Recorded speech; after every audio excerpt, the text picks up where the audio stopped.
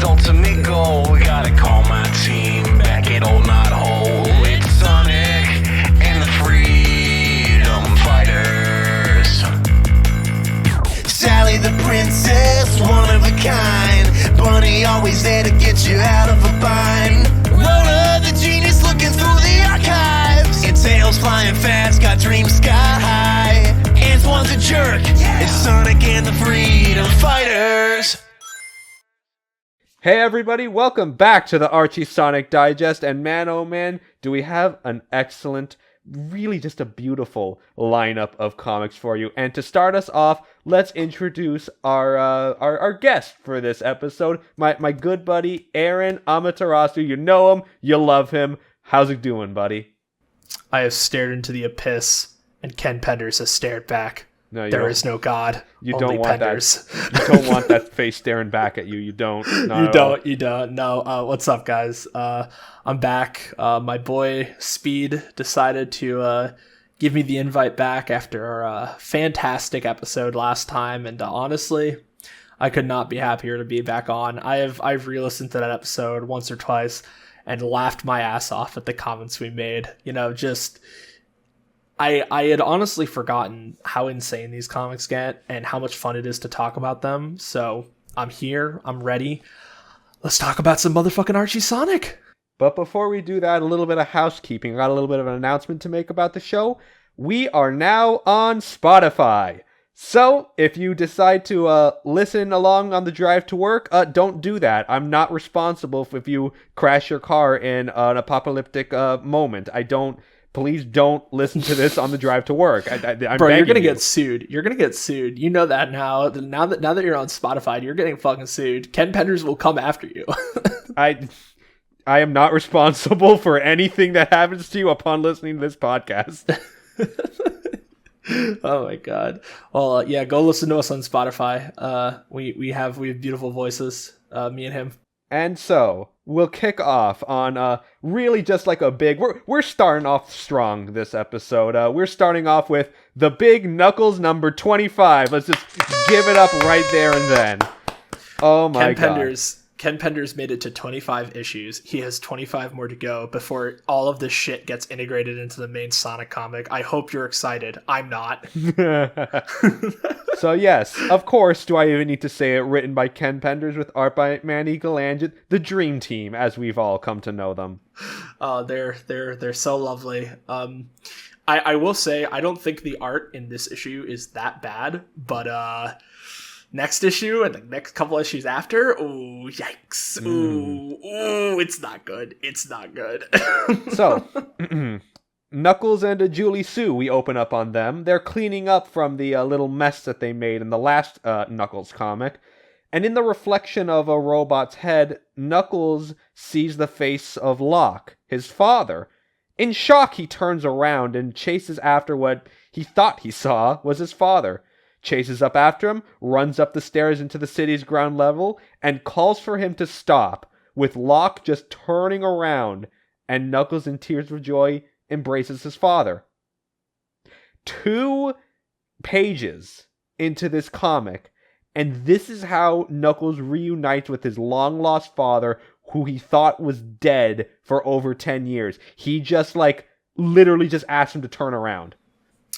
It's very weird. Like, I understand, because okay, and this is something that we're gonna talk a little bit about when we get later into the comic. And me and Speed discussed this in the pre-show, which you can see by going to his Patreon page and being a patron of his. You should do that. Thanks. Patreon.com/SonicSpeed. Yes, Patreon.com/SonicSpeed. We are shills in this podcast. So I think it's weird that and this is, again, we're going to discuss this later in the episode. Why is Knuckles' reaction to seeing his dad after not seeing him basically his entire life, right? Like most of his life, right? Why is it this reaction of joy? You would expect with a character like Knuckles for it to be a lot more angry, because he doesn't know what's fucking going on at this point, right? He's already been talked to about Haven and all the stuff going on in there by the elders, and he's visibly pissed then. So why not now? Why is it this overpour of joy? It's very out of character for him. I understand that Ken Penders is obviously trying to like make this like a big emotional moment, but it feels like it's the wrong emotions, you know? Yeah, I can't argue with that. I mean, you see, maybe I don't know if you want to like push back on this, but let me just like give this comment in. Maybe our interpretation of Knuckles, because here's the thing, this comic came out in like late 90s, early 2000s, late 90s. So we don't really have like a solid character interpretation of Knuckles, because a lot of the character or the characterization for a lot of these characters came in during like Sonic Adventure 2. So really, all we really have for Knuckles so far is just this like blatant or like flatline character who's like not very bright. He doesn't really like display his emotions on his sleeve. But Ken Penders decided to interpret this character as like him just being like kind of like a lost character who doesn't really know what's going on and everything around him is just happening and he just has to react to it. So yeah, Right. we can sit here and just think, oh, Knuckles would react angrily to this situation, and we'd be right. But it's just that I wonder if like we have like a sort of like hindsight is 2020 kind of interpretation going on here. I would say that in some ways it is like a hindsight is 2020 situation, because really the only major emotions that we knew about from Knuckles as like a character through his interpretation was stuff like, at least in the 90s, right? If you're a kid, it's mostly going to be Sonic 3 and Knuckles, right? Where he's mostly a hard ass, but eventually, you know, he comes to work with you, right? And he's kind of an asshole and a little bit of a prick, right? And I think this comic in some ways does a good job of displaying that like somewhat abrasive side of him, but I do agree that mostly his character was very much up to interpretation, and it was kind of all over the place. And then when Sonic Adventure and Sonic Adventure 2 came in and they really defined Knuckles as a character with how he acts, that it would make a lot more sense for him to act in sort of the way that, you know, I kind of described. So yeah, I'd say it's a little bit of column A, a little bit of column B, and I think that's actually pretty interesting. I didn't think about that. Thank you, Speed. That's really cool. Yeah. With that, Knuckles is just sort of like rambling a little bit, saying like, "Oh, I have so many questions. Like, what's going on here?" And Locke says, "Hey, this isn't the time to discuss things. Let's just go elsewhere." And Locke takes Knuckles over the shoulder and just ushers him away. As Julie Sue walks up looking for Knuckles, seeing him and Locke both gone. And she's just like a little pissed that Knuckles just kind of ditched her. But like, you know what? The man found his long lost father. Like, give him a little bit of a break. Yeah, true. I will say, like I mentioned before, I actually think the art in this issue is pretty solid. This panel I'm looking at right now of Julie Sue, just kind of, she's very anime, but like she looks good. The proportions look good. I'm pretty surprised right now. Locke is now flying Knuckles into Haven and is explaining its history. It was originally built by the Fire Ants as a way to help the second Guardian Steppenwolf with his Guardian duties, and as his son Moonwatcher grew up, he knew he needed a way to like properly indict him as a Guardian. So he realized that with the floating island's Chaos Emerald were to be preserved, he needed to know, quote, of the world beyond. So, Steppenwolf was then met by a group of overlanders on the floating island, led by one Brutus Kintober, of course, ancestor of Mr. Robotnik, as we know him to be. He says he came in peace, but Steppenwolf overheard from another overlander saying, hey, prepare to shoot and kill here. Steppenwolf, with the help of his fire ant companion Christopheles, gave the overlanders extreme headaches and told them never come back to the floating island. If you do, well, this is your warning. Locke then landed the shuttle, mentions how it wasn't always the case that Haven was kept a secret from the current Guardian, and he talks then about how Steppenwolf brought Moonwatcher into Haven, and they periodically traded duties, basically making them co-Guardians. And the arrangement worked, as Moonwatcher's son Harlan was brought in, and Harlan's son Rembrandt was then brought in, and then these five were christened themselves the Brotherhood of Guardians. So with this arrangement, it was kept until Rembrandt's son Aaron, who was new to the Guardian thing. It's me. Hi, I'm the Guardian. It's me. Well, we'll see about that. So, he was trekking through Mobius's surface and encountered a hostile group of overlanders. He was spotted and ran, but when he stopped, he found Menkeener with other Dark Legionnaires who escaped from the Twilight Zone. Menkeener and the Overlander leader were then prepping to launch a missile to attack the floating island, and launched it upon seeing the Guardian. So, Aaron swoops in. He opens the control hatch, and as he was about to disarm it, Menkeener tackles him as the rocket launched.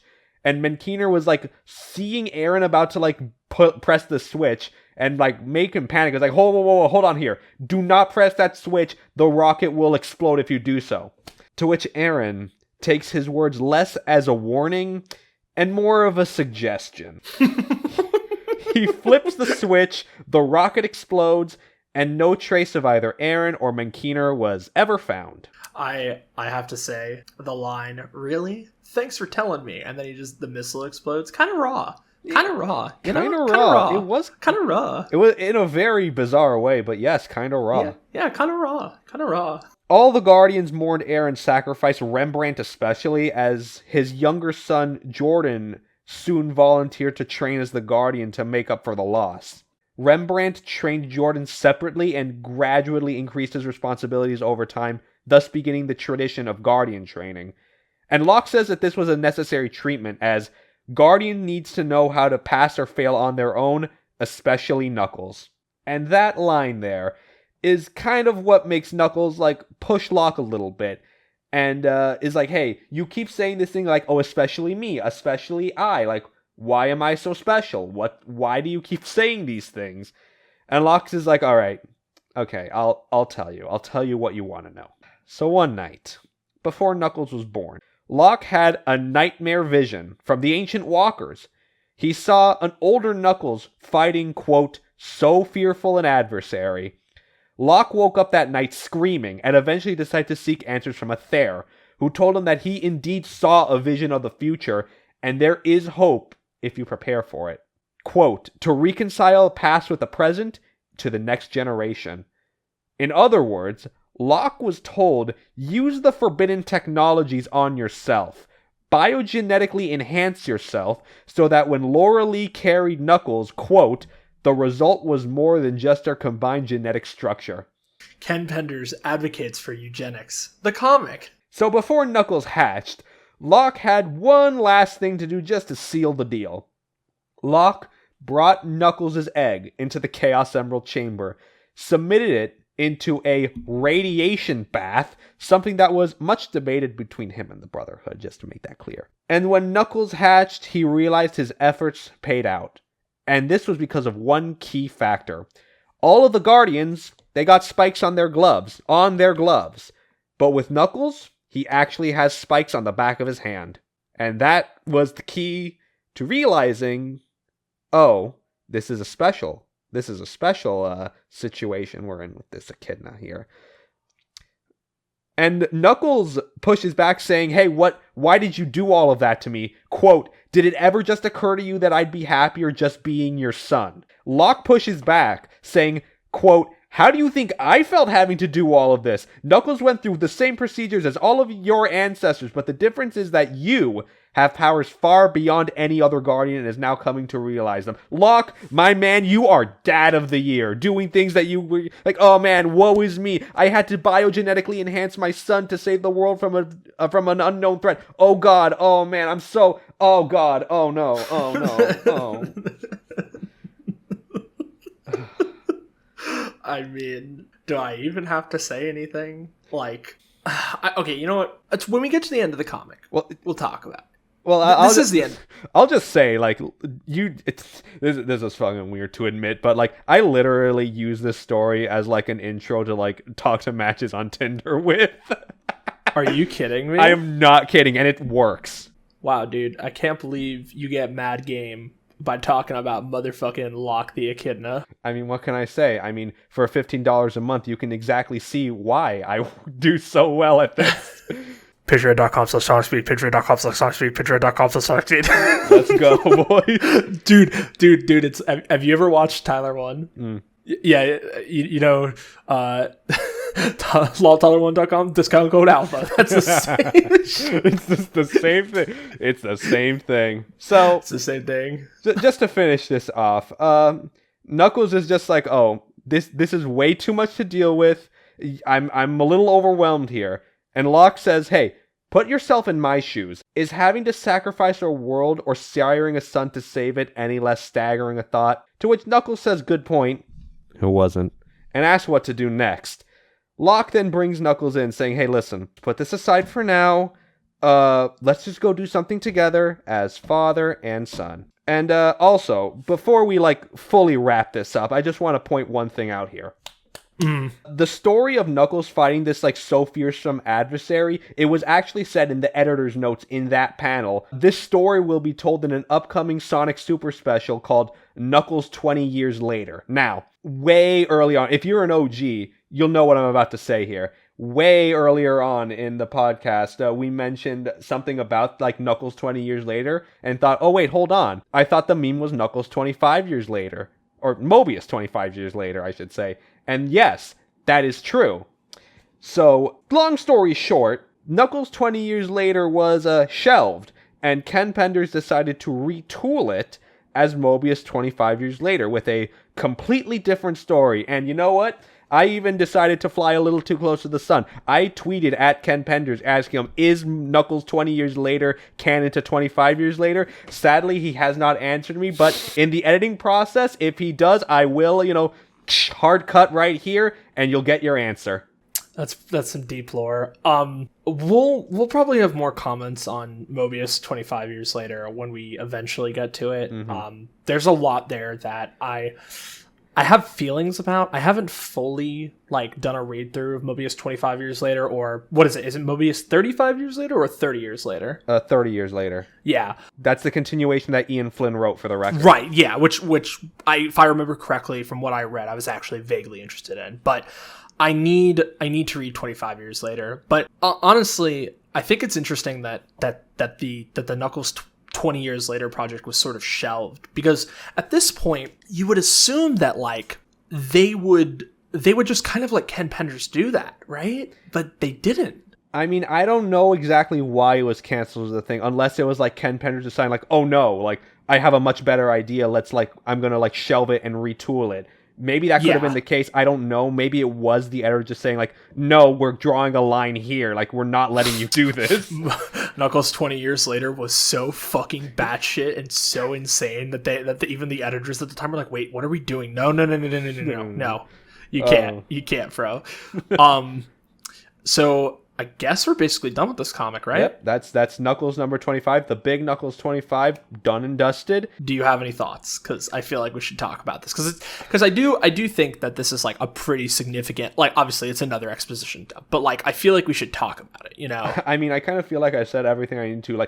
It speaks for itself, in my opinion. Just you read this and you're basically getting an exposition dump of just oh my god, this is just hot garbage. I mean, at worst you can just look about this and just be I don't care about any of this. I just want to see Knuckles punch something. Why is this whole lore being set up? And now you're gonna come out here and say, oh, this story of Knuckles fighting the so fearsome of adversary that is basically supposed to be the conclusion of everything Ken Penders has been setting up to this point, at least in regards to Knuckles. And then yeah, obviously you'll find this out later on as you were getting the comics, but then it becomes you're never going to get this 20 years later, but we're going to give you Mobius 25 years later, which, if what I'm assuming is correct, takes place after 20 years later in the canon. It did happen at some... I think it did happen in the canon. I don't remember too well. I don't have Mobius 25 years later, in the filing cabinets of my memory, but I do think they do, reference events that happen, or what would have happened in Knuckles 20 years later. Right, yeah, you would assume so, just because, it's Penders, and Penders never leaves an idea to chance. He'll fucking explain and force you through everything. I mean, I feel like the problem with the Guardian... The problem of trying to give meaning to the Guardian, right, is that the idea isn't inherently bad. It's not an inherently bad idea to try and give lore to the idea of the Guardian, right? But again, it's like we've both mentioned several times. It's the Ken Penders problem, where he doesn't understand how to do storytelling in a way that's very organic. A lot of the storytelling is just exposition dumps. So when you have this exposition dump about the Guardian, you don't care about it. The only things that you can really parse is that, okay, there was a ton of crazy shit that happened with the Guardians, and the reason because of Knuckles and his dad being basically separated was because it's a long tradition for the Guardians, and that's it, right? Yeah. Because some overlanders were a bunch of pieces of shit. And, if that isn't the thesis of these comics, where it's just, if Ken Penders was better at storytelling and actually spaced himself and took his time to breathe, then you could get into some of this stuff, but it's just too obscure. Not only it's not even too obscure, it's just that like part of it is what you said of like this is just going so fast you can't parse it. Like, okay, the stuff about like the Guardians and all the lore that's being set up there, like this is genuinely interesting. Like I find myself compelled reading about that, and I wasn't like, oh, I'm not gonna say no to learn more about this, like, you know, cabal, I guess. But at the same time, it's just like, this is just going like way too fast. And it's like, oh, the irony of this being Sonic the Hedgehog comic is not lost on me. But at the same time, like, come on, man. Like, this is a comic. Like, here's the thing. Ken Penders breaks the cardinal rule of comics in which, like, if you have, like, a panel, you should not have, like, a paragraph's worth of text, like, on one panel. It should be, like, a couple of sentences at best. Right. Meanwhile, Penders just wants to take all the time in the world, just write. Yeah. It's like, if you wanted to give me a Google Doc for me to read, then yeah, I can read your fucking Google Doc, but I'm at a comic to look at images, not to read a fucking Google Doc. Yeah. I think that's all I really have to say on this issue. I mean, it's just more Penders fucking BS. We'll move away from Ken Penders, and we'll go back to the point of this podcast, Sonic the Hedgehog, with Sonic the Hedgehog number 72, written by our man Carl Bowlers, art by Stephen Butler. You know how it's gonna be. We're gonna maybe have a little bit more normalcy. Maybe. We'll open. The Freedom Fighters are making some deliveries in Knothole, and they're bringing to every house what's called a telecrate, built by our man Nate Morgan, so every citizen can see King Max's address later tonight. Basically, my man Nate Morgan just invented TV. He's doomed the Mobian. Society's about to plummet like at a exponential rate now. It's fucking over. I also want to comment on this, and I know that this maybe isn't necessarily like the place or time, but like Nate Morgan being like this badass black scientist in a Sonic comic in the late 90s. It's honestly good representation, and I kind of fuck with it. You know what? I didn't even think of that. You know, you're absolutely right. Dude, it honestly just occurred to me. And, like, to me, I think that's, like, it's weird because you don't expect that normally, like, when it comes to this era of writing. And especially, you know, with Ken Penders and some of his very interesting political views that we will not get into, but I think that it's really cool that like Nate Morgan, you know, is just this motherfucking badass, and he's like actual representation, and they just don't shy away from it, and I love that. Like, he's a legitimately cool character, and I love that. Yeah, he's very compelling. I actually do enjoy his character a lot. Like, we kind of, I guess, burnt out on the trope of, like, Sonic's human friend as a result of Sonic X. At least with Nate Morgan, it's like, yeah, dude's, like, lived a hell of a life. And he was a genuine aid to King Acorn and helped bring the kingdom out of the Dark Ages, basically. Like, he's, like, an established person within the canon already. He is inherently, like... Yeah, I'm not going to refer to the games too much, but like one of the best aspects, and I think that's something that like the Sonic franchise as a whole has always really like, you know, it's always been like a back theme, is the idea of like nature versus technology and how things can grow. And I always really liked, at least in Sonic CD, right, the idea of the good future and the bad future, because the bad future is one where technology is kind of like overtaken everything and destroy the environment, but like the good future is like this perfect harmony of nature and technology. And I feel like Nate Morgan, with a lot of what he did, at least in the comics, it's like a representation of the good future. And I think that's what's really cool sometimes about this comic. It's something that like they really do play on more in like these, in the earlier issues, where the plot is a lot more of the Adventures of Sonic the Hedgehog stuff, where it's Sonic and the Freedom Fighters versus Robotnik. Right? The conflict of nature versus technology is central to this comic, and I think that Nate Morgan represents the middle point and the best possible outcome. And I think, again, that's why he's a compelling character, because he feels natural in that way. Oh yeah, definitely. I agree 100%. Like, these comics can have original characters, and they can be compelling. It's just there needs to be a good reasoning for them fucking existing, and I think Nate Morgan is one of those examples. It's great. It's great. Love it. Yeah. So... As they're making the last delivery, Rotor tells everyone, "Hey guys, remember a while ago where I found my family, but couldn't retrieve them in the northern tundra? Yeah, I'm gonna go now. I'm gonna go find them, and please don't come with me. This is my mission. I gotta take care of it. Peace. Bye." Sans Rotor now. The Freedom Fighters now make their way back to Castle Acorn, with Max, the king, saying that this distribution was so every citizen will know Queen Alicia's in stasis, but she's alive. Sonic and Tails defeated Ixis Nagus, and everything's all back to normal now. With the stage set, we're about to begin. And by the way, this director looks like Chester the Cheetah. I just wanted to point that out. It's either that, or as I should as real intellectual thinking men refer to him as, much like our man Laserbot of Tails Gets Trolled fame, Cheeto Man. Strike one, motherfucker! Strike one! So, as Max delivers his speech, another final satellite activates over Mobius, and as the citizenry is watching the king's speech, it's interrupted by a pirate signal, which broadcasts a documentary about Dr. Robotnik, and it plays uninterrupted.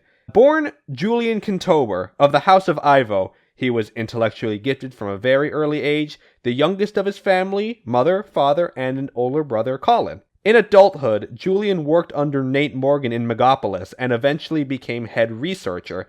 This was around the time when the Great War broke out, and Julian created a weapon that would have ended the war once and for all, the Ultimate Annihilator. Sounds a little familiar. Yeah, a little familiar.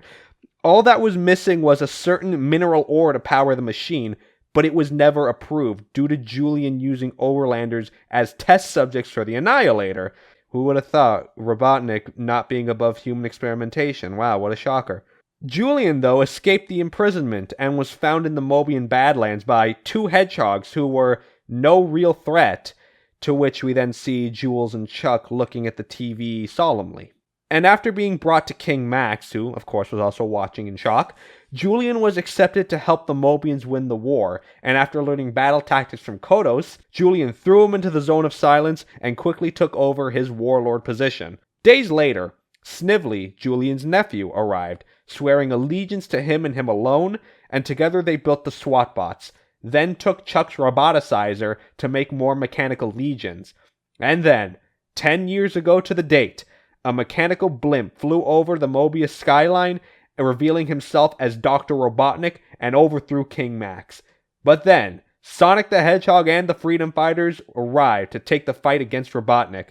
Robotnik at some point went back to Megalopolis to expand his empire, but he found the city abandoned, so just wasn't a point for him. Later on, his creation Eve sapped him and transported him into an alternate future and saw himself as Robo-Robotnik, who sent him back to his time and was revealed as and reveled as Sonic was accused for the supposed murder of Princess Sally Acorn. And it culminated with Robotnik, quote, sacrificing himself in the final fight against Sonic, and the documentary ends. Which, that last point, I guess that's one way to see it. I didn't necessarily think about this, but the idea of Robotnik doing a faux documentary about himself as the good guys. It's kind of cute. It's kind of cute. I mean, it's not out of character. It's definitely not. It's very in line with this character. I think that let's compare the lore dump that we just fucking experienced in the last comic to this, right? Because there's a clear distinction in how this is told.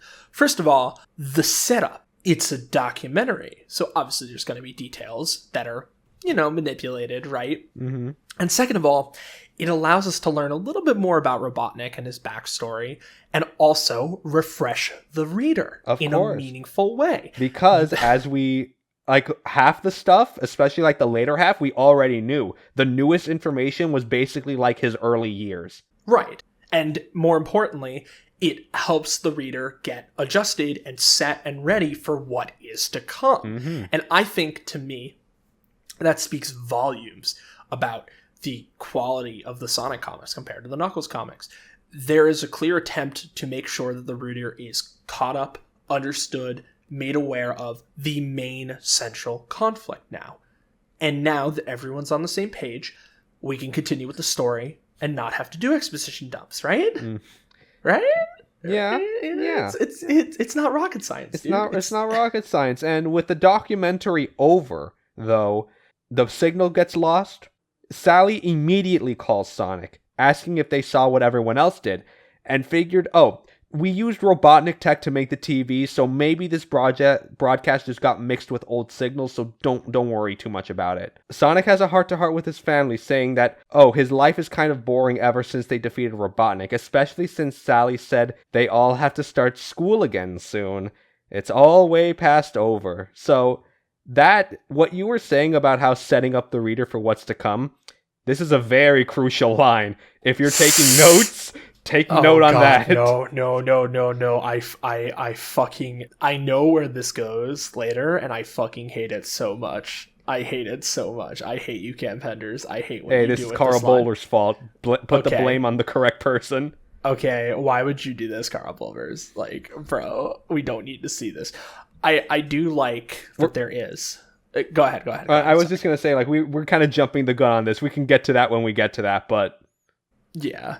I will say, though, I do like that Sonic does have the moment of self-reflection where he's like, it's definitely because, at least in a lot of the canon of Sonic as a character, you don't get to see him have the little like slow moments. It's always about what's the next thing, right? But now that he's kind of adjusted to a more civilian lifestyle now, it's like, he needs that little moment, Yes, definitely. Meanwhile, Snively is awoken by footage of, quote, his treachery that caused your uncle's unfortunate demise, and for that I brand you a traitor. Snively, in shock of seeing the Robotnik-shaped figure in the shadows, can only mutter, no, it's not you. And that's where the story ends, boys. Wow. Incredible. Love it. You love to see it. You love to see it. But we're still not over with this comic because we got a story B, which of course brought to us by Ken Penders. And I'm not going to lie, this is actually pretty enticing. I think you guys will like this. The Tales of the Great War. Ken Penders, of course, wrote. Art Moini did the art. In the time of King Alexander Acorn, contact with the Overlanders was benign and not important until his grandson Emerson met with an Overlander boy named Paladin. Emerson said he was moving north and stopped to a nearby creek for water, and Paladin came to the creek to do target practice. To which Paladin pulls out a gun, shoots a branch, and knocks it clean off. And yes, this isn't like, one of the... In the past, we've seen like these weird, like, oh, this is clearly like, it looks like a water gun, but it's a laser gun. It's a gun, it has bullets. Gun. Yeah, it has a full fucking... Dude, my man's got the Glock. My man's got a piece. He's ready to go. Oh, no. Oh, my God. So, after Emerson climbs up the tree, Paladin offers to have him try it out for himself. And he says it's a little heavier than it looks. And Emerson pulls the trigger aimlessly, is knocked flat on his back out of the recoil. And Paladin suggests to try something, quote, challenging, like something that moves. He points at a bird, to which Emerson jumps in front of the barrel. He takes the shot, with his last words being... should never take the life of a living creature. Paladin freaks the fuck out. He runs away as Emerson's name is being called out, and his father, King Theodore, sees his son's lifeless body and the Overlander boy running away. Instead of pursuing revenge, Theodore then instilled a policy of non-contact with the savage Overlanders and banned the use of gun-like weapons in the realm. Quote, unbeknownst to the king, this policy would result in greater misunderstanding, leading to decades of war. That's the end of Sonic number 72. I think this is like an example of like Ken Penders, I guess, like trying to set up the lore and it actually working because it's handled in a unique and interesting way. First of all, I just want to point out, this is entirely unintentional. This fucking reminds me the first Hokage and fucking Madara Uchiha. Are you seriously comparing Naruto to my Sonic the Hedgehog? Yes. What a novel concept. I've never heard of that before. Dude, it is eerily similar. Like, the two of them come from, like, opposing clans, right? Quote unquote opposing, right? And then they slowly start to become friends before they're torn apart by a misunderstanding and circumstances out of their control, right? And that's what I'm just reminded of when I read this. But I did actually enjoy this. I thought this was kind of cool how, like, Penders is, like, sort of showing the seeds that led to the eventual, like, collapse between the Overlanders and the Mobians, and, like, the way that it was integrated was pretty cool. It was, because keep in mind, like, these stories are basically being told, just as a refresher for the audience, these stories are being told as, like, Tails and Amy are in a library reading basically, like, the, not ancient history, but, like, less than contemporary history of Mobius, and the Mobians in particular. So it is, like, a very nice, like, way to bridge the gap between, like, the narrative. I like it, I do.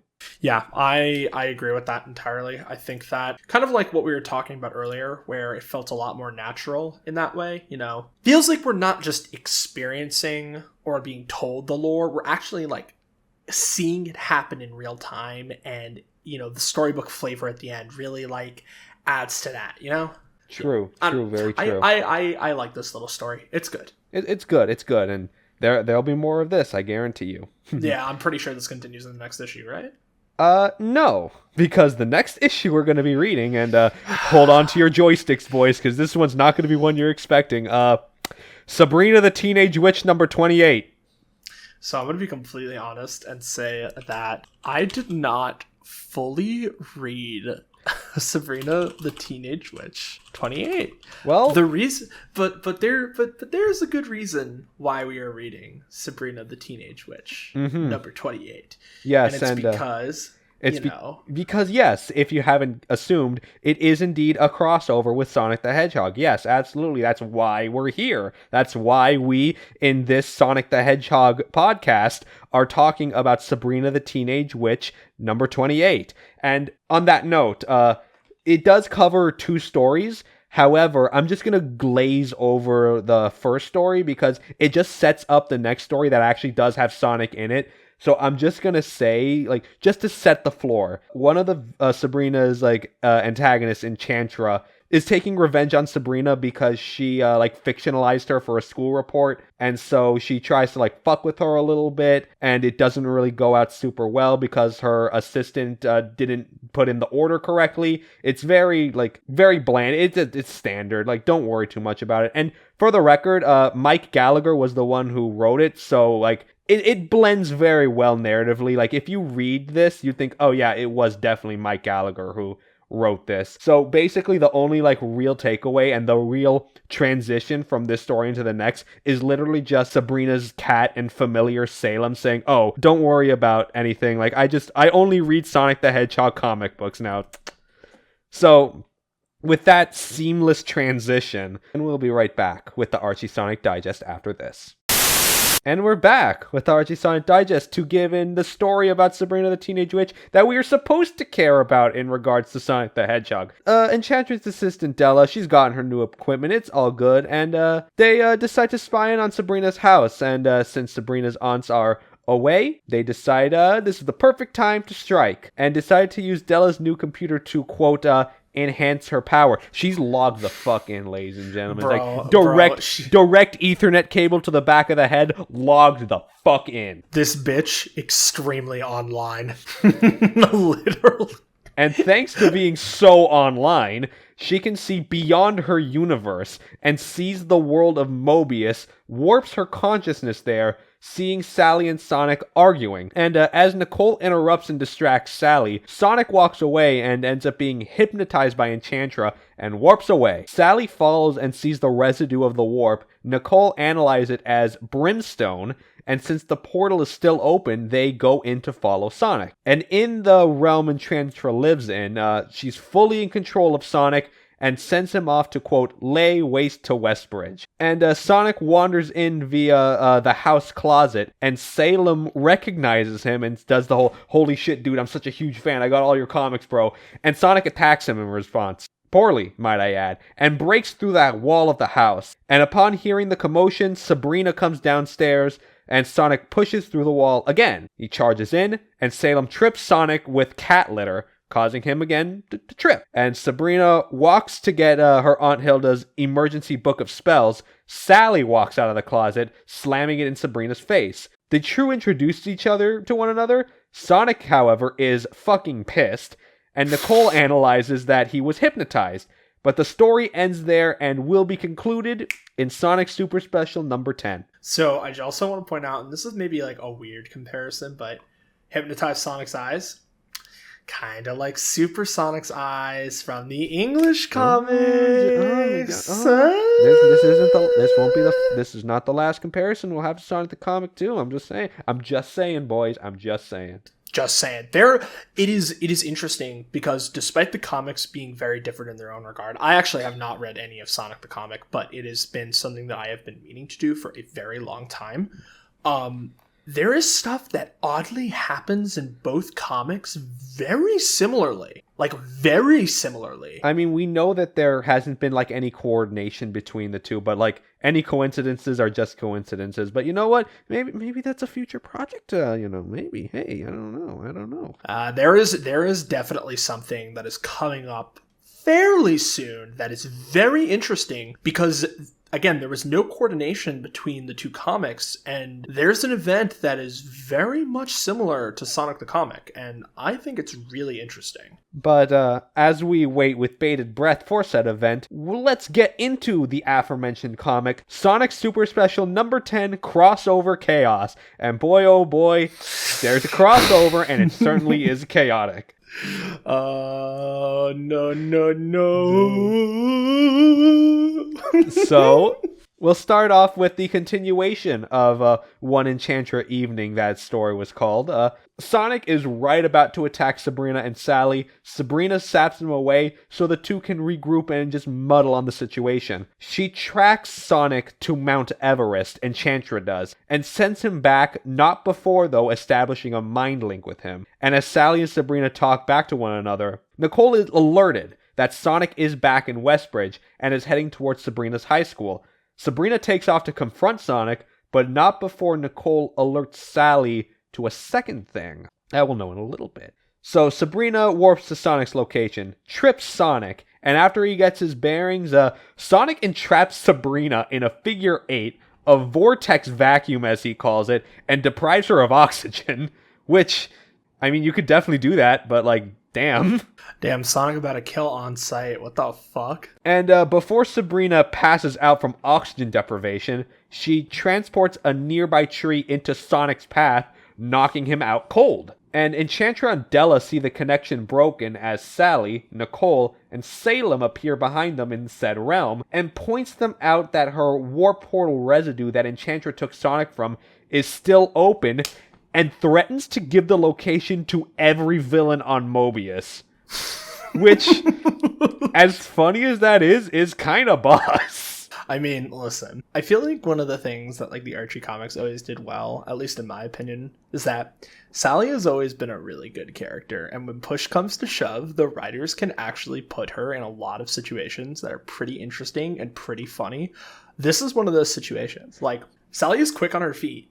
Like, she knows, like, how she can easily turn the tide of this shit, and she fucking does, like it's nothing. I'll give props to Mike Gallagher for that, too, because, of course, he was the one that wrote this, as with the last one, and yeah, he really knows his stuff. I'll give him credit. Enchantra takes the threat lightly, but then Sonic shows up with Sabrina in his right mind, and gets back at Enchantra for enslaving him, and she blurts out that, hey, listen, look, I was doing all this just because I wanted revenge on Sabrina. Her school report fictionalized me, to which Sabrina was like, wait, seriously? That's all that this is about? Like, we can work this out. Why did you need to get them involved? And she's like, oh, yeah, I'll send them back. Quote, with no memory of their otherworldly travels. Sabrina just said that she fictionalized Enchantra because mortals will not be able to comprehend her genius and beauty. A line she accepts, all is forgiven. Her and Salem get sent back home, and Salem left upset because he didn't get Sonic to sign his comics, which, a thing I could relate to. If Sonic the Hedgehog appeared in my home, I definitely would want him to sign all of my Sonic comics, so I relate. Schmood. Fat schmood. And back on Mobius, Sonic and Sally are left in the daze, no memory of past events, and just kind of carry on their way. The story ends. Yeah. I mean, and here's the funny thing about this. Technically, technically the story isn't canon to like Archie Sonic as a whole, but I could not do you the disservice of not covering this comic. Do you feel more enriched that we talked about this? Because I don't. I definitely don't. I don't either. However, the next story that we are going to talk about is actually important, and it is going to become important in the lore. Because, surprisingly, this is a concept that gets returned to a lot. And I think that this is one of the Sonic comics' best strengths. Sometimes there are concepts that are really cool and are told off in these one-off issues, right? But then they're not really fully expanded upon, but then they just come back all of a sudden and you're really into them. This is one of those cases because we're dealing with the alternate Mobius that Sonic went to, where every character is a flipped version of themselves. So Evil Sonic is obviously one of the characters that, a lot of people kind of just forgot about. But then this comic comes back and it's like, wait, he's still around. Why are the writers talking about him? That was a one-off issue, right? More or less. I mean, he does come back every now and again, but yes. With that note, on bated breath, we'll talk about Zone Wars, A Tale of Two Hedgehogs, written by Carl Bowler's, art by Jim Valentino. So, on Anti-Mobius, Evil Sonic and the Anti-Freedom Fighters are trying to accost Dr. Kentobor. They have no way to break through the force field into the Great Forest, so they turn tail and head back to Mobitropolis. In the throne room, Sally is complaining to Sonic, saying, hey, you used to be such a go-getter. What happened to the Sonic that threw my dad into the zone of silence? And Antoine quips, somewhere powdering his nose, perhaps, as he goes up to Sally, basically saying that he can provide the leadership that Sonic lacks, among other things. And Sonic laughs at this suggestion as Antoine throws a knife near his head and then leads him to wrap Antoine's neck in a chain, saying, bro, cool it. This is the 4th time this week you've tried to ice me. And Sally, along with the rest of the Freedom Fighters, decide, we're fed up with you, we're tired of your shit, goodbye, have fun being the sole leader of this fucking realm. Fuck you.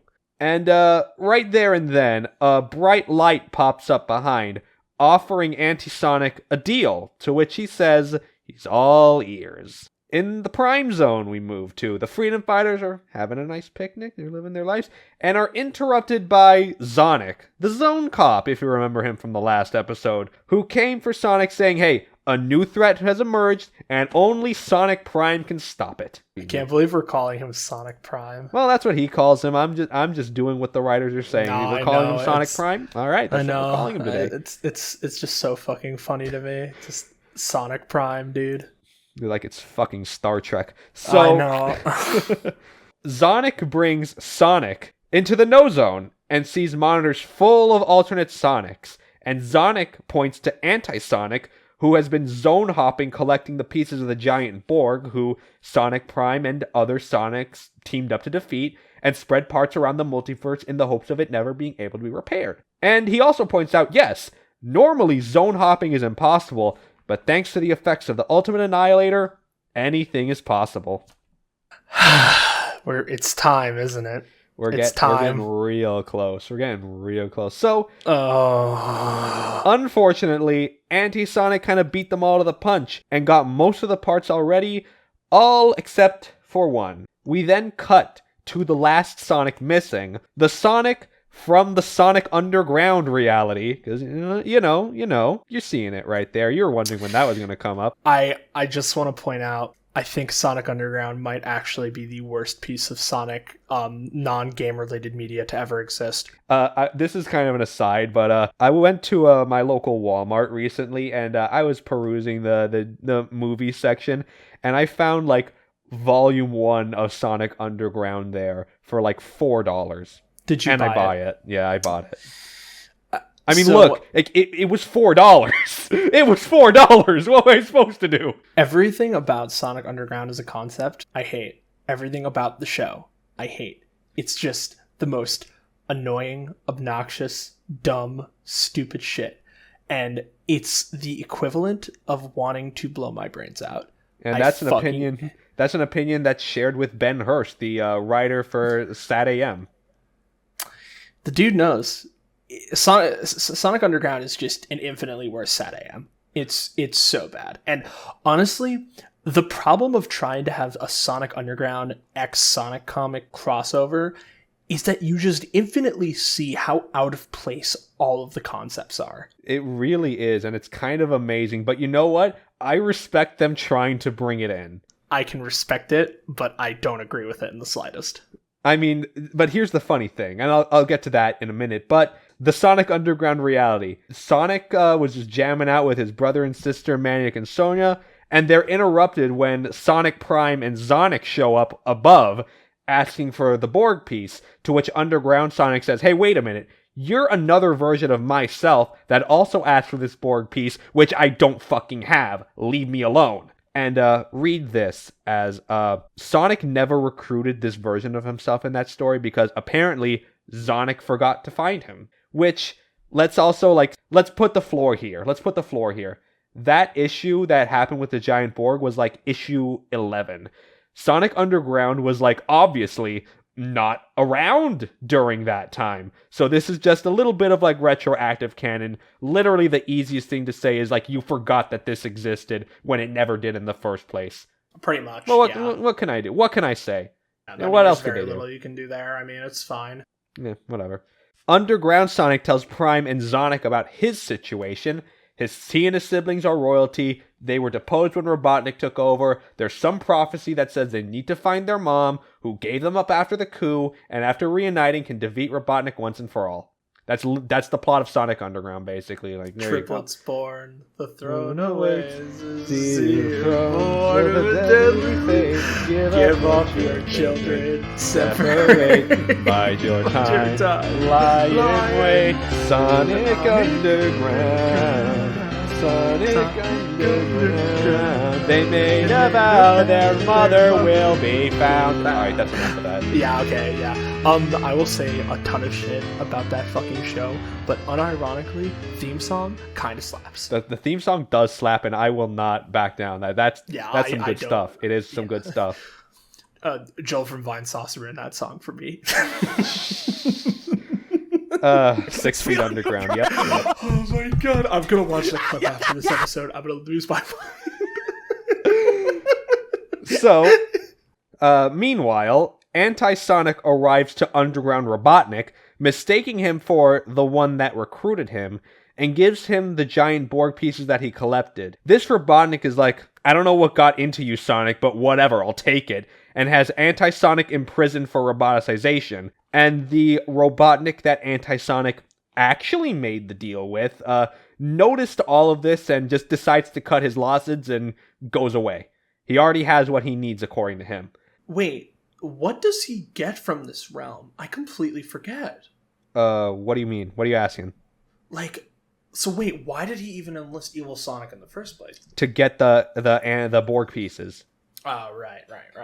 And then we move to a scene with the giant Borg assembled, Underground Robotnik piloting it, with Underground Sonic, Manic, Sonia, Sonic Prime, and Sonic witnessing the carnage and come up with a plan. Underground Sonic goes to call Robotnik's attention, lures him out of the city, to which Prime and Sonic warp into the control room, confusing Robotnik, who launched a missile to Underground Sonic, which makes him run around, causes the missile to enter the path of the Borg. He runs up into the cockpit, warps away with the Sonics and Robotnik, leaving the Borg destroyed. Meanwhile, Manic and Sonia rescue Anti-Sonic from Robotnik's prisons in order to be moved to the No Zone prison. And in the end, Sonic reports that order in the zones was restored, and all is well. And for the anti-freedom fighters, it turns out, quote, Evil St. John is its new leader, which upon learning that, Anti-Sonic faints from shock. This is actually fucking foreshadowing for way later in this comic. Way later. Way fucking later. Way fucking later.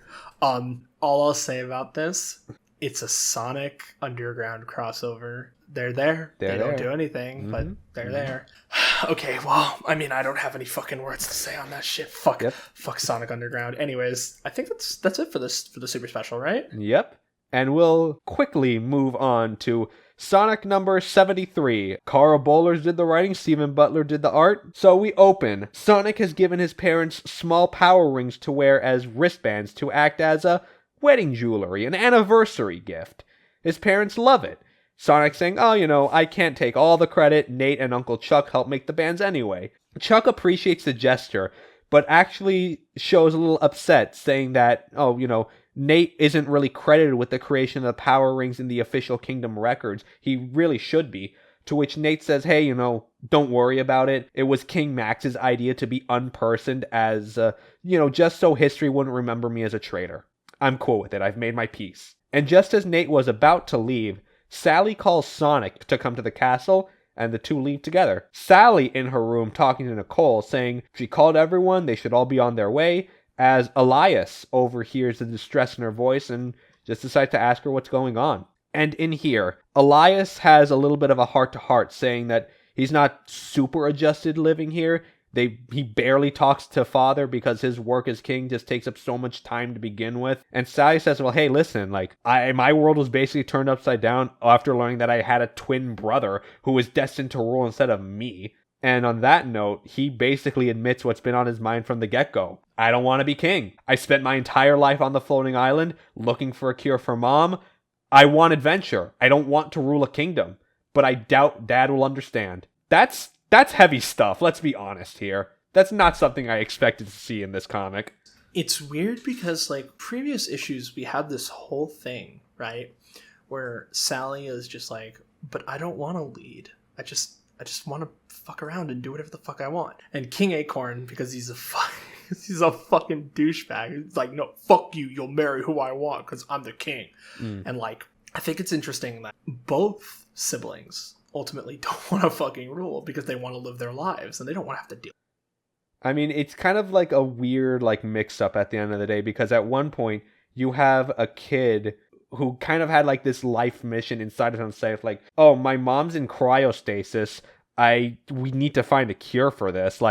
I know I'm the prince of this long-lost kingdom as far as I know, but that's not really a concern right now. My mom is in stasis. And then Sally, on the other hand, is leading a rebellion trying to get her kingdom back. And now they're actually in this situation of okay, we got our kingdom back, Father's alive, we're having some sense of normalcy now, and it's oh, wait a minute, I actually have to be prepped to rule I didn't think I'd get this far. Right, they didn't, well, of course they didn't plan for it, right? Because they both were living their own lives at that point, but that and their children. Yeah, and they're technically children. They're 16? Yeah, more or less. Yeah, more or less. And I think it's interesting because of what happens later on in the comic, which we're not going to get into right now, but how that's sort of played up and taken into account when a lot of things occur. And I do think there's some interesting stuff that comes to that. Meanwhile, Snively is on a satellite talking to someone in total shock and asked, what do you intend to do with these satellites? To which he says to Snively, observe. Meanwhile, the freedom fighters come to Sally's room and she shares data that she collected over the past couple of months.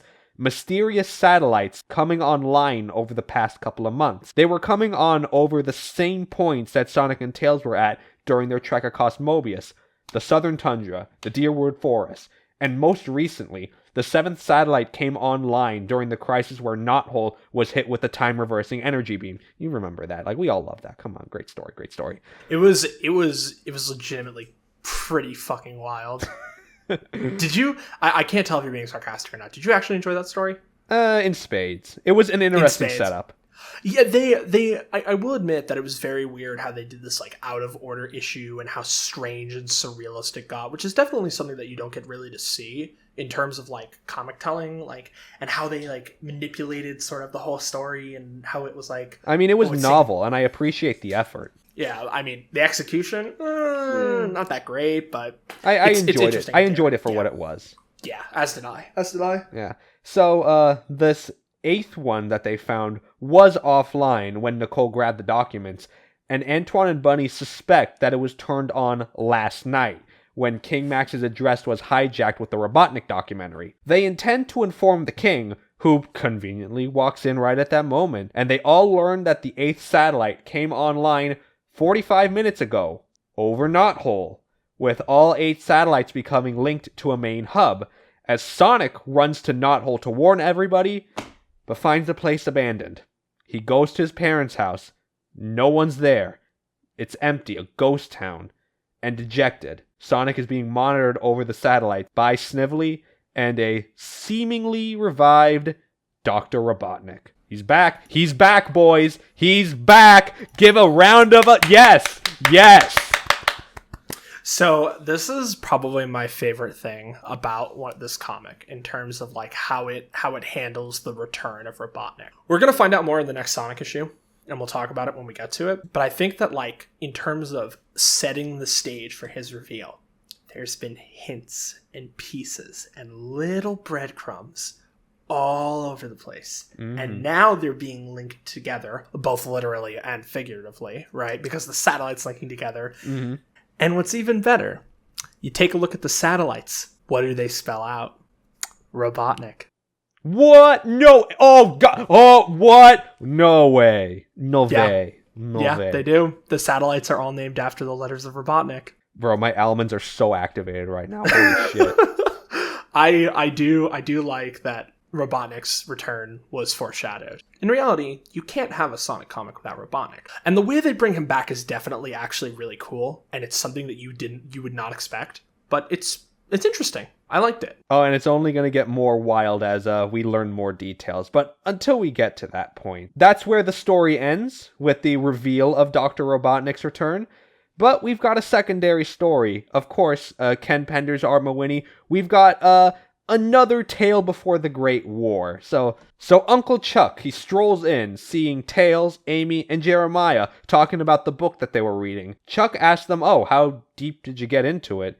And Tails says they just read about how Emerson got shot by an overlander. And Chuck notes that, oh, well, after that, there was only the occasional skirmish, and there never really was an outright war until a certain incident. After Nate was set up by Kodos and Nagus, Kodos tried to remove the last detail, by which I mean he tried to kill Nagus, but his body was just a light illusion, and talking over a nearby fire communication says, "Oh, Kodos, you can enjoy the war. Have fun doing that, and I'll be here in my zone of silence, biding my time." Not taking any chances, Kodos impounded all of Nagus's belongings, and then Tails stops Chuck saying, "Hey, wait, how do you know all of this? Not even, the historians were able to get the whole story."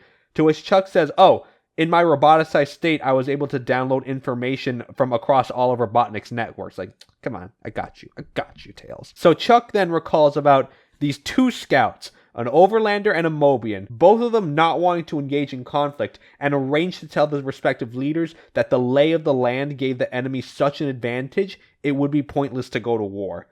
But Mobian troops overheard this, captured both scouts, and took them to Kodos. Kodos deems the Mobian a traitor, snaps his neck as a punishment, and tells the troops to send the Overlander home in a body bag as a message to the Overlanders at how we Mobians deal with you savages. And after both sides got their messages, war was inevitable. Thus kicked off the Great War. And if you think things are bad right now, wait until Robotnik joins the side of the Mobians. And that, boys and girls, is the stinger for this issue. I did not realize it could get this more fucked up, but it just got this more fucked up. Yeah, like this is getting real now. Like, you thought war ain't no fun game. This ain't Call of Duty, no sir. This is Sonic the Hedgehog. It's just like the Sonic has seen war for the first time in his entire life panel, but like magnified by like 20,000 when, Kodos just casually kills one of his people and then kills an Overlander just because XD, we're gonna start war. My XD. All right, we've had our fun. Yeah, we've had our fun. Now we've had our fun. Now we have to suffer. Now it's time for the meat of this episode, the real meat and potatoes. Unfortunately, we've got a Knuckles trilogy. Come on, round of applause. We got a Knuckles trilogy. Let's go. I am going to warn the readers. This is like arguably Penders at his worst. And that's saying something. When I say that this particular set of comics has panels and scenes and lines of dialogue that are so bad. They have been eternally mocked by people in the Sonic community. When we get to 28, you'll know the issue we're going to be talking about. Because it's very famous for the horrendous art and horrendous dialogue. Mm-hmm. It's bad. It's really bad. It is a treat, and that's why we are sending this episode off with these next 3 issues. So, are you ready, Aaron? Are you emotionally prepared for what we're about to say? No. Well, too bad. Get prepared, because we're getting right into it. Knuckles number 26, Ken Penders the writer, and the artist Chris Allen. This is the same team for the next 3 issues, for the record. Titled The First Date Trilogy. Now, that's a name that should inspire confidence and bravado in the heart of everyone who hears that, as I am clearly inspired. Much so. Yes.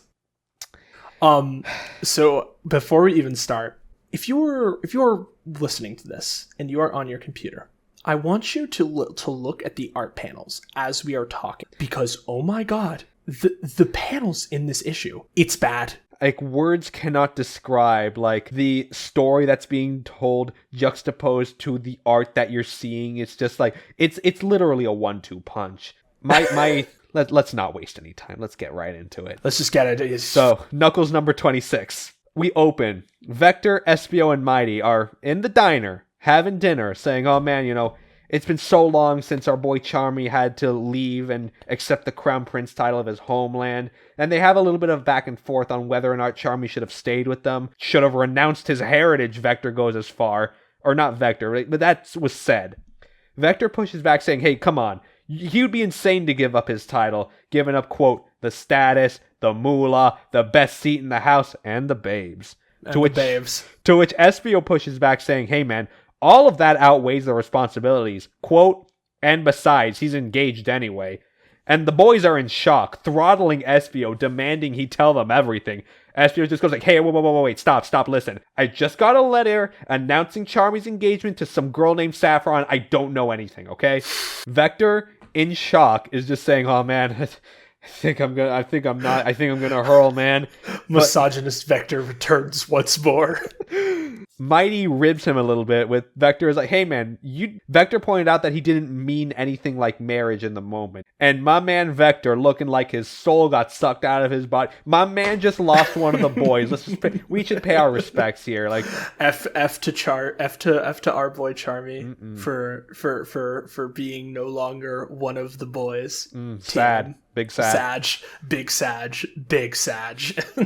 So, we then cut to Julie Sue in her room, blasting a picture of Knuckles with her energy gun, saying, quote, run from me, will ya? That was what we covered on last thing. She's upset that her love interest left to go talk with his dad, who he thought was dead for the past 10 years.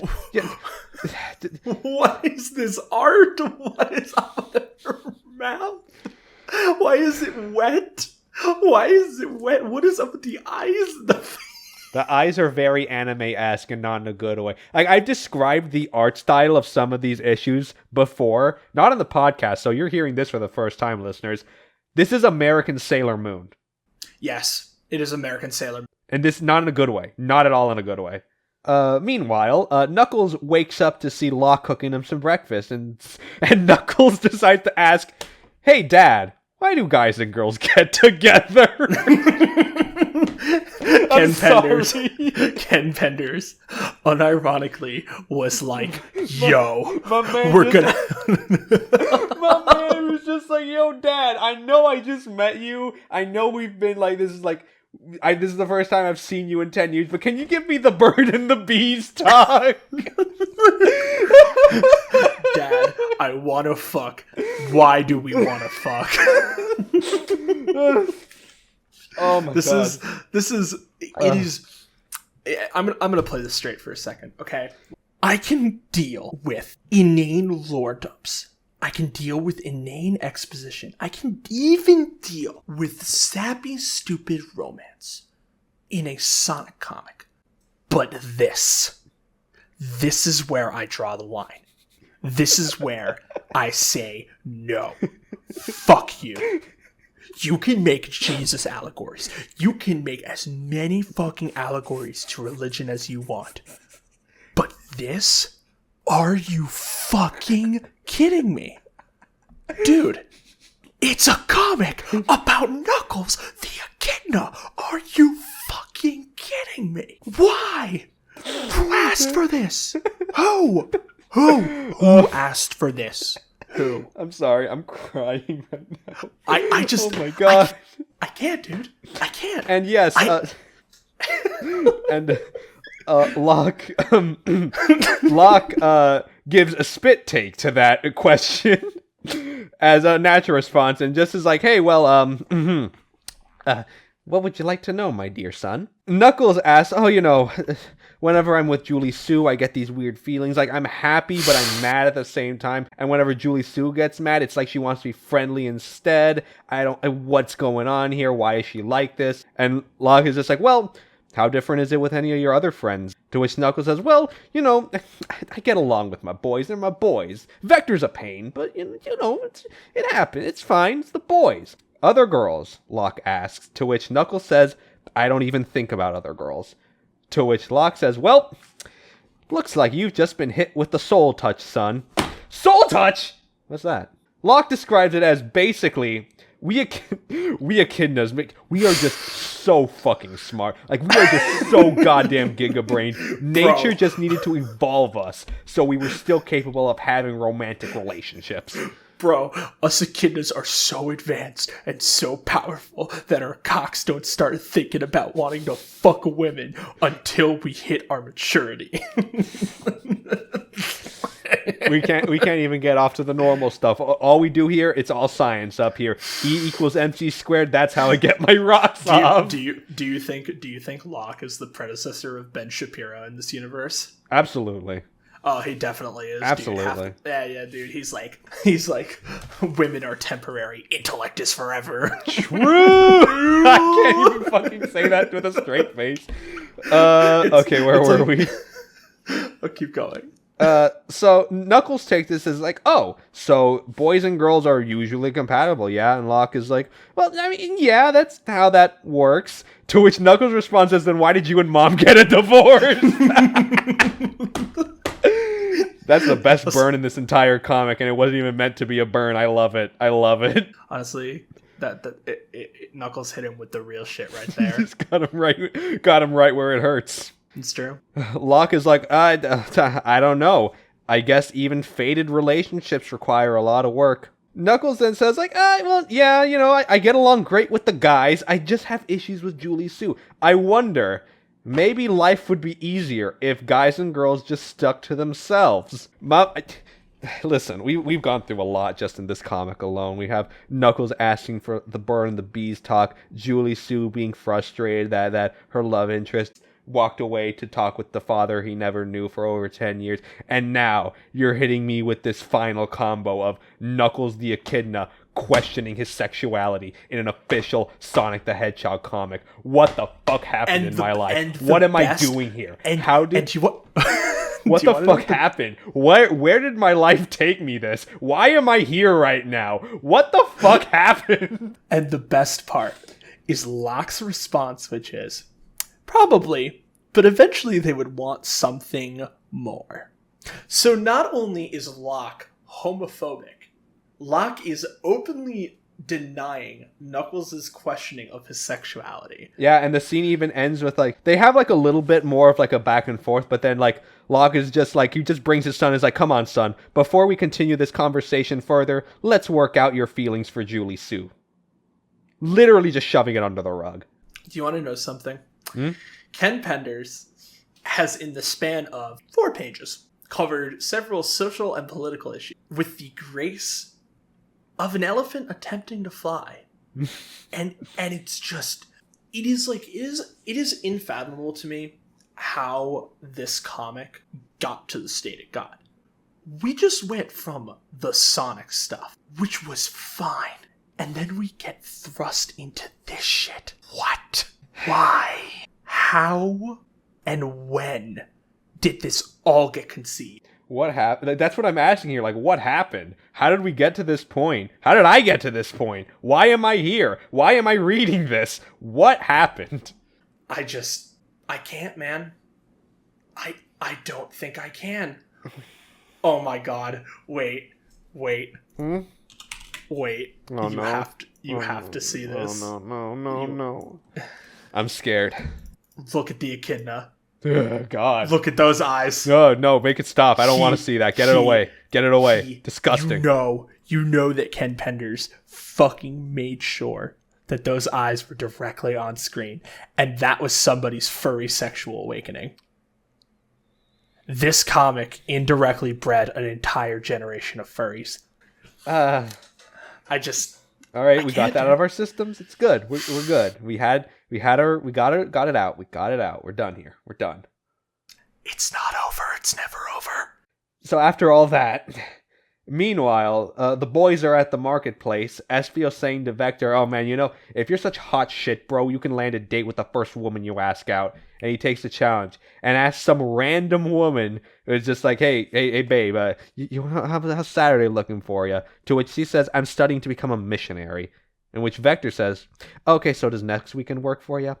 Grace and charm, 100%. You love it. Then Julie Sue, feeling cramped up, goes out on the town and just glares into a boutique, noticing a little glitzy hat. To which the owner sees her outside and just push her in, saying, "Hey, come here, try it on. You're clear, you like it. And she says that she feels like a little ridiculous wearing it, but the owner's is like, nah, it gives you a little sense of style. You look good. To which the guy working there says, "Hey, if you got nothing better to do, why don't you join me for lunch?" And meanwhile, unless you got a thought, Aaron. I mean, the only thing I have to say is other echidna attempts to seduce Julie Sue. Very weird champ. Yeah, I'm feeling weird champ right now. So yeah, this entire comic is just making me feel mega weird champ, dude. Archimedes phases into existence at Knuckles' table, him still thinking about Julie Sue, to which Archimedes asks him about the conversation that he and his dad had, with Knuckles saying like it wasn't pleasant.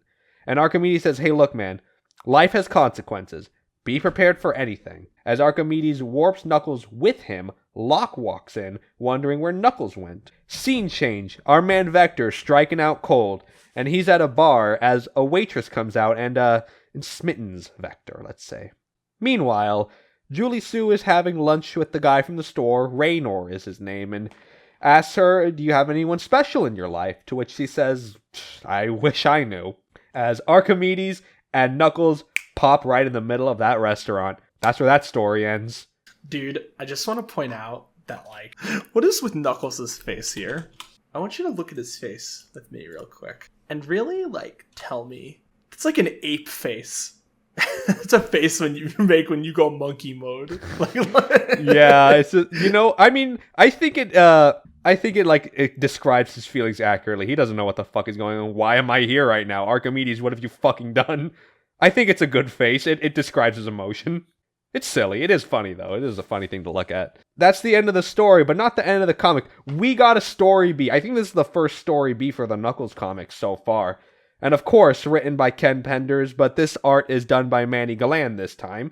And it's focusing on Mighty. He gets a visitor at his home who gives him a trinket that brings back memories. The visitor then asks him to recover something else, needing his muscle, and as an incentive, shows him a collar, to which he reacts strongly to. Saying the collar belongs to his friend, Ray the Flying Squirrel, asks how they got it, to which they say, "Hey, listen, I'll tell you if you're in." "I have no choice," Mighty says. "Correct answer," saying the visitor, revealing herself as Nick the Weasel, Knack's sister and fellow bounty hunter. This literally just looks like Knack. I think they're twins. They have to be twins. So something that I actually kind of like about this, and this is something that was done way ages before Mania. I don't know how much Penders knew about the Sega Sonic the Hedgehog arcade game. I mean, if he knows anything, it's just like preliminary stuff that like he got from Sega of just like, yeah, this is the gist. Which I think is really cool that they've basically integrated Ray and Mighty as friends, as like close friends, because the two are often paired together because of their connection of being lost characters, right? So I think that's really interesting that they were just kind of like, oh, okay, well, we're gonna have this story about Mighty trying to find Ray, who is at this point in the canon lost, right? Ray's only appearances were in the comics, and at this point he had never been featured in America, I'm sure, right? Probably. And that's what makes him interesting. As Nick is taking Mighty to the destination, he recalls how he met Ray. They're both captured by Robotnik, said that despite Ray showing some fear, he was still considerate for others. And then that's where they met Sonic, who let himself get captured to get behind enemy lines. He jumped from the craft into Robotropolis, leaving everyone behind. And after getting down from the ship, Mighty and Nick began to wander in the woods, to which Mighty finds a certain someone from his past, a name that will be familiar, listeners. Fiona Fox. That's where that story ends. That's where this comic ends. So, recap me. Fiona, she made an appearance earlier in the comic, right? Yes and no. There was a robot duplicate that Robotnik made of her image that was in the comic, but same name, same mostly everything. But this time we're seeing the actual Mobian Fiona Fox. Fiona Fox. And Fiona Fox is a very important character later on in the story. Very important. Oh my god. Yeah, there's some shit that happens in regards to that makes me cringe? Beyond cringe. My dude, beyond cringe. Beyond. So, on that note, Knuckles number 27, of course, Ken Penders, Alan, you know what's up. So, we open from the last scene of the Knuckles story. They warp in. Knuckles is flustered being in this semi-fancy dining place, with Archimedes saying, hey, listen, Julie Sue's right there, man, just go talk to her, this is a good place to do it, just do it. Knuckles is hiding behind a fern near the kitchen, panicking because he thinks Julie Sue almost saw them, tries to get away, but bumps into a waiter coming out of the kitchen and drops the dishes. The manager comes in, chastising Knuckles for this, thinking he's just some idiot, but then changed his tone, realizing that, oh, it was the Guardian. This makes Knuckles panic even further as Julie Sue is walking to turn the corner, begs Archimedes to warp him away, does so, leaving Julie Sue to wonder what exactly she heard. I just want to point out, so remember how, like, the art last time was really bad? Mm-hmm. Yeah, it's even worse this issue somehow. Knuckles' proportions are just all over the place. He doesn't even look like a Sonic character now. He looks like a human wearing an Echidna suit. It's so bad. The muscle definitions are just, like, very close to Uncanny Valley, if not Uncanny Valley already. It's just like, yes, you're right. It looks like a human person inside a Knuckles suit that fits a little too well. It's horrendous. Everything about it is vomit-inducing. The two were warped to a high-rise. Knuckles and Archimedes having a little heart-to-heart, saying, I'm ready to fight on a moment's notice. But when it comes to Julie Sue, I turn to Jello. And Archimedes says, hey, listen, don't worry about it. That's the Soultouch for you. It was probably as bad as for your dad, brother. Don't be too worried about it. Knuckles wonders if he would be this distraught if he found out one of the boys was dating someone. To which, speaking of which, Knuckles sees them walking into the arcade. Meanwhile, Locke is looking for Knuckles in Haven, coming across Saber and the Fire Ants Deo and Semper Fidelis, to which Deo thinks Archimedes stuck his nose in a place where it doesn't belong. And is playing matchmaker, Locke says, to which Deo says, hey, if Archimedes felt the need to do so to Knuckles, maybe he wouldn't end up a swinging single like you, Locke. Locke is 0 for 2 on this. My man's taking some L's right now. He's taking the heat, bro. He's taking those L's, and he's got nothing to call for it. He just doesn't even respond, and that's the fucking best part. It really is. It's really funny. It's not supposed to be, but it's really funny. Saber says he worries about the company Knuckles keeps and is about to spy in on him, to which Locke stops and saying, listen, I want Knuckles to have some privacy, and if he really has a problem, I hope that he'd be willing to come to me, his father, about it. So then, the boys are in the arcade, Vector playing some asteroids, they're talking shit. Vector's being ribbed by Espio about not having a date yet. To which Espio says, well, hey, look at Knuckles. And Vector says, what about him? He treats Julie Sue no different than he treats us, and that's not right. The man's got his wires crossed. as Knuckles walks in, walking toward them. Espio sees him walking in and is like, hey, what do you mean? Dude, Knuckles not a fool. I don't know what you mean, man. And Vector's like, oh, well, if Julie Sue had Knuckles wrapped around her any tighter, he'd snap. And then that's where he sees Knuckles and nonchalantly goes, oh, hey, Knuckles. Hey, man, how's it going, buddy? To which Knuckles says, oh, I'll tell you what's going on, buddy. Gets in Vector's face, screaming, hands around his throat. He's throttling him back and forth, saying, there is a girl I might be in love with, and I have to sit here and listen to your trash. Get off my fucking case. Bro, that's me. That's me to Ken Penders. I'm Nux. Vector is Ken Penders. In That's Minecraft, me. right? In Minecraft, yes. Yeah, it's informative murder porn, by the way. In Minecraft. In Minecraft. How do you tame a horse in Minecraft, Speed? You have to tell me. I can't break this parental lock.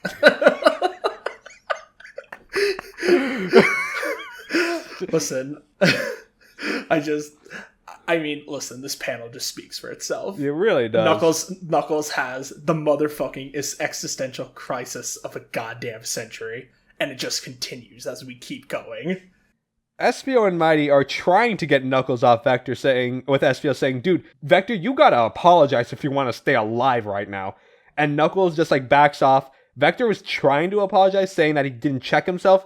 Knuckles says, shove it, and walks away pissed. And Archimedes pops into Espio's hand saying, oh, boys, what you just witnessed is a prime case of echidnophilus and raptoritis. In other words, dude's lovesick.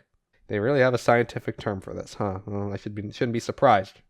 That's on me, I guess. Meanwhile, Julie Sue ended up spending the whole day with Raynor. He leaves her, kiss on the cheek at her apartment, with her feeling complicated. Quote, the one who wants me isn't the one I want. Sad. Big sad. Big sad. She's trying to figure it out, but she's really struggling. Yeah, I'm struggling too. Shit. At the same time, Knuckles is walking around upset of how he acted, saying that, man, if this was anyone else, I'd feel the need to apologize, but it was Vector, so he had it coming. He passes his mom's apartment building, thinking to ask her advice, but realizing he's just delaying the inevitable, musters up some Dutch courage, and goes to Julie Sue's apartment, and over the intercom, just asks her out on Friday night. And she says yes, excitedly, and Knuckles walks away, chest puffed with the confidence of 1,000 men. Also, the art is really fucking bad here. You know how I said about how... You know how I talked about how Knuckles looks like a human in a suit that looks way too well? Yeah, that's exactly what this looks like right now. It's disgusting. It is some of the worst comic book... Oh, okay. You think this is bad? Next issue is the equivalent of eye-melting garbage. It's so bad. Oh... And before we get into that, of course, we've got Story B. We're continuing on from the last point. So, Mighty encounters Fiona Fox. He was kind of surprised to see her. He thought she was dead. And as the three of them walk into the encampment, Mighty recalls how he and Ray were taken in the past. They were about to be roboticized. One Robian was about to attack Fiona, and he fights his way to protect her. But they're taken down, basically risking death. They threw him into solitary after that. And as Nick takes them into the camp, they see the automations of the freedom fighters, wondering what's going on. That's where Mighty recalls about how he met Sonic, who rescued him from his shackles and joined him looking for Ray. Nick takes them into a vault, and that's where that story ends. Mighty's about to turn the vault wheels. Hard stop. And that's the end of Knuckles number 27. Knuckles 28 is one of the most infamous issues of this entire comic. And you're going to see why. And I'm going to be completely honest, it might be one of the worst things I have ever read. It's that bad. Much like Knuckles, we must muster some Dutch courage to read this issue, so let's just get into it. Knuckles number 28, Ken Penders, Alan, art, you know the drill. So, the next day, Knuckles goes to his mom's apartment and asks him, hey, what did you and Dad do on your first date? Since he just asked out Julie Sue, I have no idea what to do for it. Help. To which Laura Lee says, oh, that was a lifetime ago, but, he just made a picnic for me. He even read me some of his poetry. It was actually really nice. The point of a date, she says, just get to know each other. It doesn't really matter what you do. Knuckles mentions then the date's on Friday, which stops Laura Lee in her tracks saying, oh, If he goes out that night, it would ruin the surprise, but would also make for a good distraction. To which then she decides to go to Julie Sue for a suggestion. At Julie Sue's apartment, she recalls the talk that she and Laura Lee had previously, basically saying that, like, I know you don't approve of me dating your son. And Laura Lee... I'm sorry, just point that out there. Laura Lee says, look, listen, I don't disapprove of you as a person. I don't even disapprove of you being in a relationship. I just want to see right here if you made any specific plans. Julie Sue says, no, we didn't. Laura Lee then says, all right, hear me out. I want this to be a date Knuckles will never forget. Then we move to the boys. They're at the diner, talking about how Knuckles almost killed Vector. But you kind of deserved it, Espio says. I mean, all I'm going to say is, and I meant to bring this up, ladies and gentlemen, Knuckles Pog. Knuckles Pog. Espio then asks, hey, dude, what's your deal with Julie Sue anyway? It doesn't take much for you to get annoyed by her. Vector says, listen, she just rubs me the wrong way. I just don't get along with her, okay? We're like oil and water. Direct quote. Oh, I know, which is like a weird... Like, why would you use that analogy? Oil and water? I mean, it makes sense, but, like, Mobians... I mean, I guess they would know about oil, but, like, it's weird. Forget it. Who cares? Moving on. Yeah. Yeah, Espio says, it's not like you're the most pleasant guy to be around. Even my friends ask why I hang out with you. In Mighty's case, he just wants to get along with everybody, including Julie Sue. Vector does agree with this. He says he doesn't want to break up the group because of a bad vibe, to which Knuckles walks in behind Vector and agrees in this. Vector, freaked the fuck out, says, oh, shit, listen, Knuckles, like, I'm sorry, I acted out of line back there, like, I shouldn't have said what I said, I'm sorry, man. And Knuckles is like, yeah, you're right, I acted out too, I jumped the gun. We cool, Vector? We boys still? Yeah, we cool. And they come in, bro handshake, Mighty picks them both to celebrate, the boys are back in town. I don't know how to, like, describe this, but, like, if there was one thing I really had hoped from these comics, it would be that the Chaotix would be featured a lot more prominently in, like, a non-bullshit character role. Because I feel like throughout this entire comic, they've just been sidelined and fucked over, you know? Yeah. And it's a shame, too, because the Chaotix were always really cool, and they just do anything with them, and it's like... Okay. I don't know. Anyways, continue. So at this scene, Locke is staring into the monitors, seeing Knuckles reconcile with the Chaotix, smiling and nodding approvingly. To which he gets a call from Laura Lee asking, like, oh, great, what did I do fucking wrong this time? And she says, listen, I didn't call to argue. I need your help with something. You got plans on Friday? And he says, yeah, I had a reminder set for Friday. I don't remember for what, though. Laura Lee snaps at him, saying, I should have expected this. This Friday is Knuckles' 16th birthday. Idiot. I wanted to invite him to an apartment for a surprise party, and I wanted you to come along, be one big happy family. Let's be civil about this, Laura Lee says. Let's just do something nice for Knuckles, okay? Locke says, right. I'm sorry for being snippy. What can I do to help? After a nice pep talk from Archimedes, Knuckles goes to pick up Julie Sue. She suggests a venue. They go to the common hall. Friend of hers is giving a poetry reading. Knuckles isn't super down for it, but he'll play along. They walk into the hall. People are screaming, yo, surprise, happy birthday, Knuckles. He's caught off guard, but he welcomes it. Locke then pulls Knuckles aside as the party gets started with Laura Lee saying, look, your mom and I decided to put aside our differences. We're your family. We gotta support you as such. And Knuckles is thankful for this. He walks away back to Julie Sue, thanking her for the surprise, and says, well... so much for the one-on-one date, huh? Julie Sue says, yeah, well, there's always next week. To which Knuckles swoops her down, smooch on the lips. It's a date. And again, we have to point this out. The art is... This is the most special art I've ever seen in my life. Mighty's just in the back. My man's on that like lemon sundrop dandelion right now. That man is gone. He's gone. I mean, this panel in particular is just some of the absolute worst the art gets.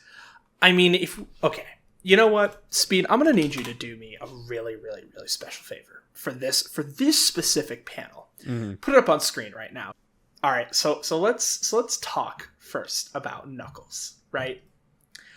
Why does Knuckles look like he's like from like a porno with his proportions, right? Yeah, his muscles are like his head. The head is like too small for the body, even though that like I guess it is anatomically correct technically, but it's like too correct, you know? Julie Sue also has prominent ass cheeks and breasts, and it's the weirdest look. I'm gonna vomit. I can't look at that anymore. Mighty looks like he's fucking dropping LSD, like you mentioned. Like I said, lemon sun-dropped dandelion. He's gone. He's gone, bro. SVO looks like he's got like he looks like he's half gone. Look at that fucking mouth, dude. Look at that mouth. Look at that mouth. What's going on here? What the hell is going on? Why the fuck does Vector look so off in this photo? Why does he look why does he look 20 times more man than Crocodile? And, it's the muscles. It's the muscle definition. It looks too uncanny valley. That's it. Okay. And then like the crown centerpiece is Locke just in the back. Just like bruh. He's just bruh. like bruh. Bruh. Oh my fucking god. What happened? What happened here? This panel is infamous for how bad it is. And like, if you wanted to understand Ken Penders in a single picture, this is the one. This is it. This is it. This is it. It's entirely him in this one picture. I don't have anything else to say about this comic. It's actually horrendous. It is so bad.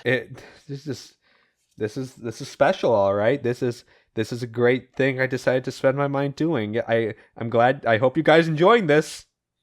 Thank you for watching the Archie Sonic Digest. But we're not done yet because we have a story B to cover for Knuckles number 28. Real quick, and it actually has a good ending, a heartwarming ending. So we don't have to end on this monstrosity you're looking at right now.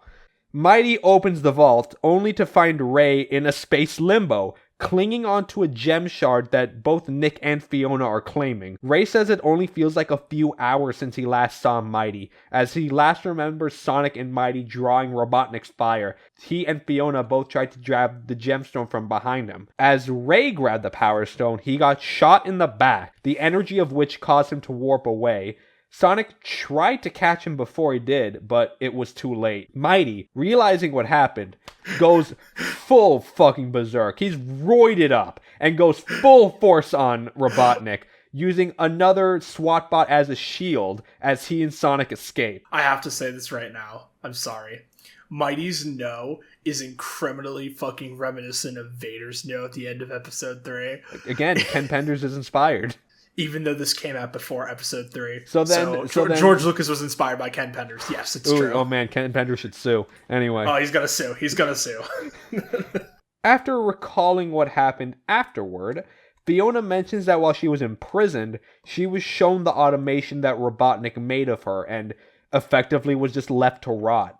She spent 2 years digging a tunnel in her cell to escape, and when she did, that's where she met Nick, and they both lived in the fringes ever since. And Nick, seeing as Ray can't let go of the gemstone, does something risky. She blasts the gemstone, freeing Ray from his interdimensional prison, but the gem disintegrates, and holds it over Mighty's head, but he says, hey, it's worth it. I got my friend back. That's the end to Knuckles number 28. That's the last comic we've got to you guys. Thank God I have something more palatable to end on. And with Ray being returned to Mighty, the boys are back together at last. Thank God I have something palatable to end the story on because, oh my God, these last Knuckles comics were a train wreck. I mean, I know we didn't do that much commenting on it. This is one of the things about talking about these Knuckles comics. You can only talk about so much before the same problems just keep showing up over and over and over again. Yes, because the problem is no one ever tells Ken Penders no. Right. And this is going to be something that we're going to be talking a lot more about when we come into the Sonic comics later on, when Ken Penders, when the Knuckles comics ends, and then everything from those comics gets fucking shoved into the Sonic comics. And now we have to deal with them. And that's the problem. The stories are not succinct. they are never succinct. They never feel like they line up. They never feel like they connect. And that's the problem. Mm-hmm. It's just, these comics reach a point where you can only say so much about them before you're just repeating yourself. Yeah, because, like, okay, we, like, the message received, like, we get it. Ken Penders bad. Like, I get it. Ken Penders bad. He doesn't know what he's doing, blah, blah, blah. Like we can talk as much as possible about some of the decision making and the writing and like the fundamental narrative structure and the process that he goes through, but like there's a point where it's just too much, and we are just like, yeah, I mean, it's just Ken Penders and how he operates, because we had a whole discussion on that, right? And it's like you can only talk about so much within that narrative confine, and it's a really frustrating situation. I know that sometimes it feels like maybe me and Speed are repeating ourselves when we talk about these things, and it's just like, why the fuck is Ken Penders like this? But the deeper we go, the deeper we get. It becomes even more of like, holy shit, how did we get here? Yeah, I mean, that's the problem with like these discs. That's the problem with such a narrative structure of like, we really are just repeating the same problems, and all we can really do is just look at it, mouth agape, and just wonder, oh man, Ken Penders, man, what did he do this time? Oh no. But then it's just like, well, the editors never stopped him. Sega never stopped him. Who's to blame here? At this point, like, this is our own fault. We should be expecting this. Exactly. It is something that is going to become very apparent later on in the comic, like I've said a couple times now. It's something that we are going to have to handle when the time comes. And believe me, we are going to have to handle it when the time comes. Because if you guys think this shit is bad, dude, you ain't seen nothing yet. You ain't seen nothing yet. Yes. You think the Knuckles comics are confusing right now? Wait till we get to the later Sonic comics. Mm-hmm. Yeah, it's just gonna. Oh my god, dude. I have a headache just thinking about it. Man. Oh, dude, no, I know. Don't worry. Don't worry about that. That's gonna be a problem for future us as we carry on to the next episode of the Archie Sonic Digest. Looks like next is another super special. We'll see. It looks like next episode we're gonna have more Sonic than Knuckles. Thank fucking God. Thank God. So, yeah, I think that's gonna be our end off to this episode of the Archie Sonic Digest. Thank you so much for tuning in and listening in, because oh my god, if I was just doing this of my own free will and volition and I wasn't making content out of reading the Sonic comics, no joke, I would have dropped it by this point, because this is too much of a headache. At least when I'm doing this right here right now, producing a podcast because of it, at least I can make content out of it, and at least other people can laugh at my suffering. Yeah, I mean, it's part of the cycle of YouTube. Content is the big bucks is, and you know, I mean, all I'll say is that I'm really happy to be on here, man. And as a side note, I'm going to be trying to make more often appearances as we go deeper and deeper. Speed and I talked, and I think the two of us are ready to when the shit really starts hitting the fan with Penders. Mm-hmm. We're gonna dive into the rabbit hole together. Oh, and man, so are you, man. Dear viewer, and so are you. Mm-hmm. You're in it for the long haul now. If this is the 13th episode, technically the 14th, counting the pilot.